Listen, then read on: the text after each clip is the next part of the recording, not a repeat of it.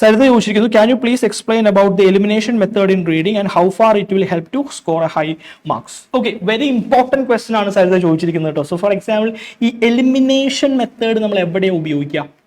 MCQ ക്വസ്റ്റ്യൻസിലാണ് നമ്മൾ elimination questions ഉപയോഗിക്കുക. കാരണം എന്താ, നമുക്ക് MCQ ക്വസ്റ്റ്യനിൽ 4 or 3 ഓപ്ഷൻ ഉള്ള MCQ ക്വസ്റ്റ്യനിൽ നമുക്ക് ഒരൊറ്റ ഓപ്ഷൻ മാത്രമേ നമുക്ക് ശരിയാവുള്ളൂ. അപ്പം നമ്മൾ എന്ത് ചെയ്യണം? ബാക്കി 3 ഓപ്ഷൻസ് എലിമിനേറ്റ് ചെയ്യണം. ഓക്കെ, ഫോർ എക്സാമ്പിൾ നമുക്ക് എലിമിനേഷൻ മെത്തേഡ് ഉപയോഗിക്കുക എന്ന് പറഞ്ഞു കഴിഞ്ഞാൽ, എസ്പെഷ്യലി നമുക്ക് ക്വസ്റ്റ്യൻസ് വരും റീഡിങ്ങിലും ലിസണിങ്ങിലും അക്കോർഡിംഗ് ടു ദി പാരഗ്രാഫ് 1 അല്ലെങ്കിൽ according to the second paragraph അല്ലെങ്കിൽ according to third paragraph, which of the following statement is incorrect, അല്ലെങ്കിൽ which of the following statement is not false, which of the following statement is true, which of the following statement is not true, not mentioned, അല്ലെങ്കിൽ which of the following statement is mentioned എന്നൊക്കെ തരും. അപ്പൊ അതിന്റെ അർത്ഥം എന്താ?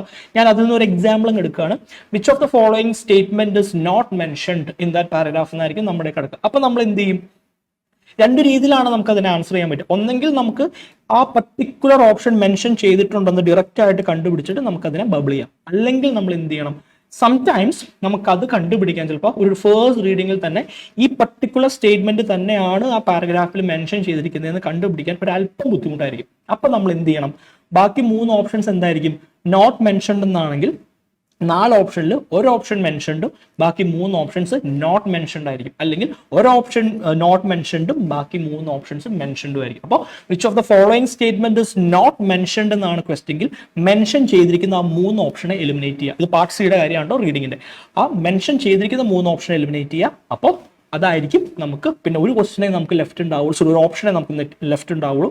That will be our correct answer. So ഇതാണ് ചെയ്യണം. അപ്പോൾ ഏതൊക്കെ ഓപ്ഷൻ തന്നിട്ടുണ്ട് എന്ന് ചോദിച്ചു കഴിയുമ്പോൾ തന്നിട്ടില്ലാത്ത ഓപ്ഷൻസിനെ എലിമിനേറ്റ് ചെയ്യുക. The remaining option will be your correct answer. So ഇതാണ് എലിമിനേഷൻ മെത്തേഡിന്റെ ഒരു മോഡസ് ഓഫ് ഓപ്പറാൻഡി അല്ലെങ്കിൽ ചെയ്യുന്ന ഒരു മെത്തേഡ്. സോ ഇതാണ് നമുക്ക് ഇത്രത്തോളം ഇമ്പോർട്ടൻ്റ് ആണെന്ന് പറയാൻ. ആ പർട്ടിക്കുലർ തന്നിരിക്കുന്ന സ്റ്റേറ്റ്മെന്റ് നമുക്ക് കിട്ടിയില്ലെങ്കിൽ നമ്മൾ എന്ത് ചെയ്യും? കിട്ടിയില്ലല്ലോ എന്ന് ഓർത്തുകൊണ്ട് നമ്മളിങ്ങനെ ഇരിക്കുമ്പോഴായിരിക്കും നമുക്ക് അവിടെ ഒരു ഓപ്ഷൻ ഇല്ലാണ്ടാവും. അപ്പോഴാണ് അവിടെ എലിമിനേഷൻ മെത്തേഡ് നമുക്ക് അവിടെ അത്രത്തോളം helpful.